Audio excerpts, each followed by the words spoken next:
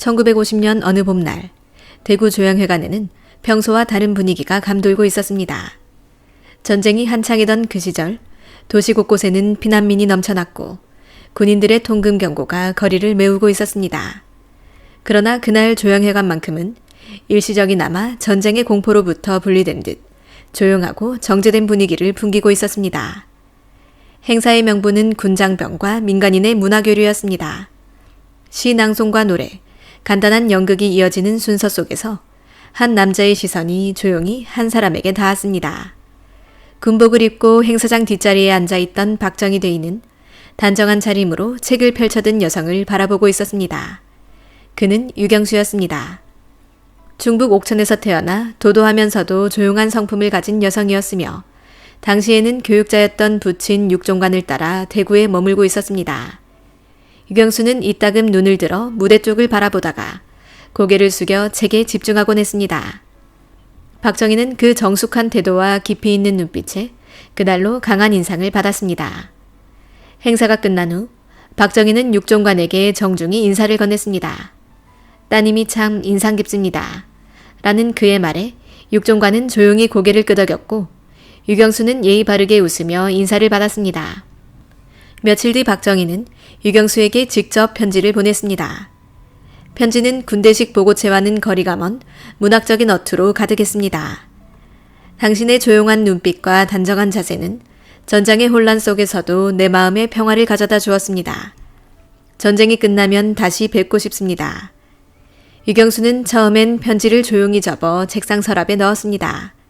그러나 그날 밤 그녀는 다시 그 편지를 꺼내어 읽고 다음날 짧은 답장을 보냈습니다.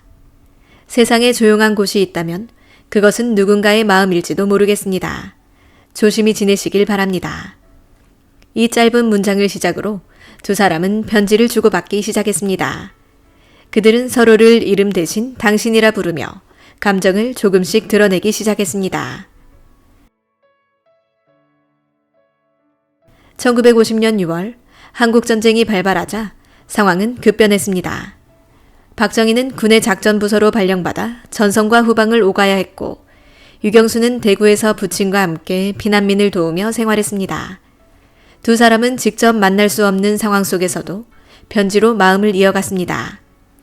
박정희는 철야작전 도중에도 시간을 내어 글을 썼습니다.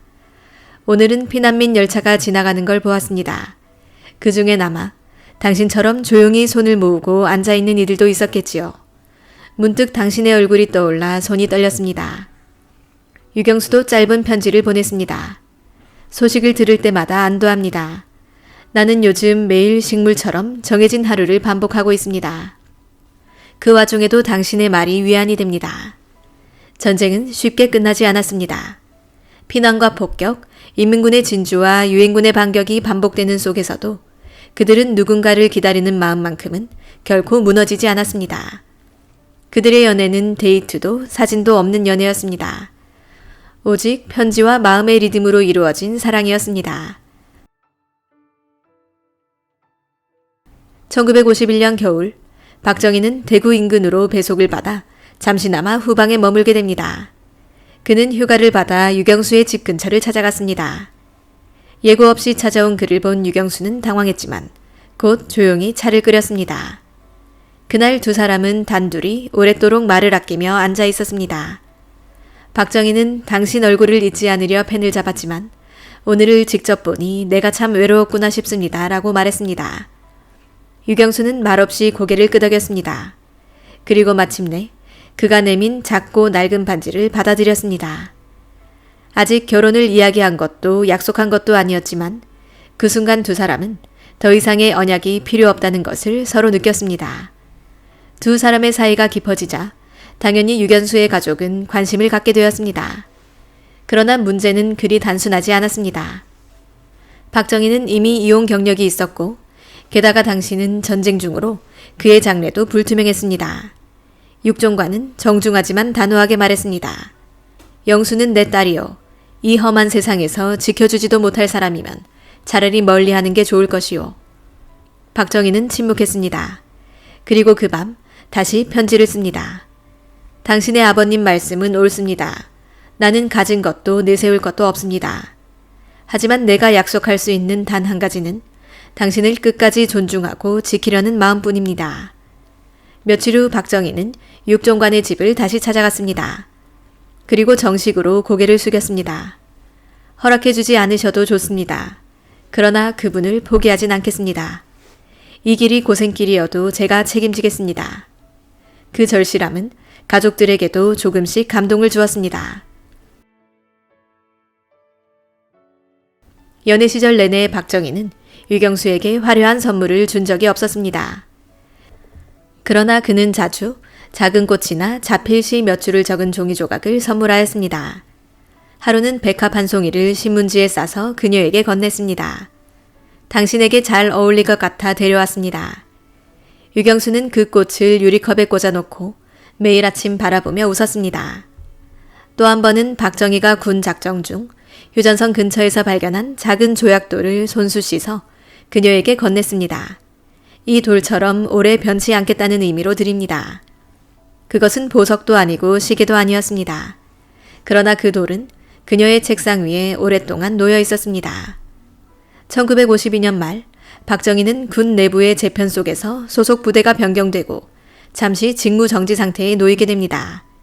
이는 군 조직 내 정치적 긴장과 무관하지 않았습니다.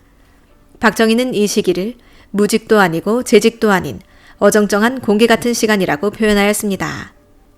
이러한 불안정한 위치는 그의 사생활에도 그림자를 들이웠습니다. 유경수는 담담히 그의 근황을 전해 듣고 있었지만 주변 사람들의 시선은 점점 차가워지고 있었습니다. 어떤 친척은 노골적으로 장래가 불확실한 이와 결혼에 뭐가 남겠느냐고 말하기도 했습니다. 그럼에도 유경수는 흔들리지 않았습니다. 그녀는 박정희에게 편지를 써 보냈습니다. 사람은 누구나 자신만의 시련을 겪는다지만 나는 지금 당신의 시간에 함께 있다는 것이 오히려 나에게 주어진 의미라고 믿습니다. 박정희는 그 편지를 밤새도록 읽었습니다. 어둡고 차가운 계절 속에서 그것은 불 꺼진 방 안에 켜진 유일한 등불과도 같았습니다. 1953년 정전협정이 체결될 조짐이 보이던 봄, 박정희는 군 교육 담당 부서로 복귀하게 됩니다. 직책은 하사관 학교 교관. 과거의 작전 중심 부서와는 거리가 있었지만 그에게는 다시 입지를 다질 수 있는 기회였습니다. 그는 유경수에게 공식적으로 청혼의 의사를 전달합니다. 편지나 구두가 아니라 직접 찾아가 차분하게 말했습니다. 당신이 내게 와준다면 나는 끝까지 당신을 위해 사람으로 살아가겠습니다. 그 말은 연애 중 처음으로 나온 결혼이라는 명확한 언급이었습니다. 그러나 이번에는 유경수가 말없이 자리를 떴습니다. 그녀는 고민이 많았습니다. 단지 가족 때문이 아니었습니다. 자신의 삶을 누군가의 그림자로 살아갈 준비가 되어 있는가? 그 물음이 그녀를 붙잡았습니다. 며칠 후 그녀는 박정희를 다시 찾아갔습니다. 그리고 짧게 말했습니다. 내가 당신을 선택하겠습니다. 그 선택은 어느 날 당신이 변하더라도 내 선택이 될 것입니다. 그 말은 사랑의 고백이자 책임의 언약이었습니다. 유경수의 결단에도 불구하고 결혼에는 아직 넘어야 할 산이 하나 남아 있었습니다. 바로 아버지 육종관의 승인입니다. 유교적 가풍이 엄격한 육시 가문에서 이혼 경력이 있는 장교와의 혼인을 받아들이는 것은 간단한 일이 아니었습니다. 박정희는 세 번째로 육종관을 찾아갑니다. 정식 제복 차림, 낡은 재화, 손에는 조심스럽게 접은 종이봉투 하나가 들려 있었습니다. 봉투 안에는 자필 편지와 손수 쓴 결혼 서약서가 있었습니다. 선생님, 저는 장래를 보장할 수 있는 사람이 아닙니다. 그러나 딸을 외롭게 하진 않겠습니다. 그분이 무엇을 원하든 곁에서 그 길을 함께 걷겠습니다. 육종관은 말없이 그 편지를 읽었습니다. 긴 시간 침묵한 뒤 그는 조용히 종이를 접어 봉투에 다시 넣었습니다. 나중에 돌려주게. 그 약속을 잊지 말고 살게. 그 말은 허락이자 경계였습니다. 박정희는 그날 밤 술에 취하지 않았습니다. 그는 그 어느 때보다 맑은 정신으로 영수의 집 근처 벤치에 앉아 달을 오랫도록 바라보았다고 전해집니다. 정전협정이 체결된 직후 두 사람은 공식 혼인신고를 하며 법적으로 부부가 됩니다. 결혼식은 올리지 않았습니다. 피로연도, 사진도, 하객도 없었습니다. 전쟁 직후 혼란한 시국에서 그것은 너무도 사치스러운 일이었습니다. 박정희는 군복을 입고 관공서를 찾았고 유경수는 평소 입던 하늘색 치마 저고리를 곱게 다려 입고 함께 걸었습니다. 그들 앞에는 축복도 있었지만 아직 남아있는 의심과 소문도 있었습니다. 그러나 그 무엇보다도 단단했던 것은 두 사람이 서로를 바라보는 방식이었습니다. 혼인신고를 마친 후 박정희는 이렇게 말했습니다. 오늘 당신의 이름 옆에 내 이름을 올릴 수 있어 더는 바랄 게 없습니다. 유경수는 말없이 미소 지었고 그들의 결혼은 그렇게 조용하고 단단하게 시작되었습니다. 박정희는 당시 하사관 학교 내 관사 겸 숙소에 거주하고 있었고 그곳이 곧 신혼집이 되었습니다. 방 하나에 낡은 옷장 하나, 양은 냄비 2개, 그리고 군에서 배급된 짐구류가 전부였습니다. 유경수는 말없이 바닥을 닦고 바느질로 커튼을 만들어 걸었습니다. 박정희는 중고장터에서 조그만 라디오 하나를 외상으로 사다 주었고 그것은 두 사람에게 하루의 마지막을 정리하는 작은 문화였습니다. 가끔은 박정희가 군사교육과 문서작업에 몰두한 채 밤을 지새웠고 유경수는 그런 그의 옆에서 등불 아래 조용히 책을 읽었습니다. 그들은 많은 말을 주고받지 않았습니다. 그러나 동시에 무너지지 않는 삶을 함께 설계하고 있다는 강한 실감이 있었습니다. 결혼은 곧 새로운 시작이었지만 동시에 무거운 책임과 험한 현실을 동반하였습니다.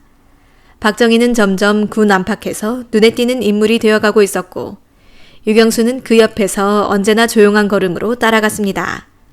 어느 날 박정희는 훈련 중 다리를 다쳐 집으로 돌아왔고 유경수는 직접 연고를 바르고 붕대를 갈아주었습니다. 박정희는 그날 밤 그녀의 손을 꼭 잡고 말했습니다. 나는 잘 몰랐습니다. 당신 같은 사람을 내가 갖게 된다는 걸. 유경수는 말없이 고개를 끄덕이며 한참 동안 그의 손을 놓지 않았습니다. 박정희와 유경수, 그들의 결혼은 전쟁이라는 시대의 가장 극심한 혼란 속에서 피어난 소박하고 단단한 사랑의 결과물이었습니다. 정치도 없었고 권력도 없었던 시절, 두 사람은 편지와 침묵, 이해와 기다림으로 서로를 알아갔습니다. 그들의 혼인은 축복보다는 의심과 우려 속에서 시작되었지만 그것은 오히려 더 깊은 책임과 신뢰를 만들어주는 계기가 되었습니다. 그 이후의 삶이 얼마나 험난했는지는 모두가 알고 있지만 적어도 이 시절만큼은 분명히 말할 수 있습니다. 이 결혼은 사랑으로 시작된 것이었다는 사실을.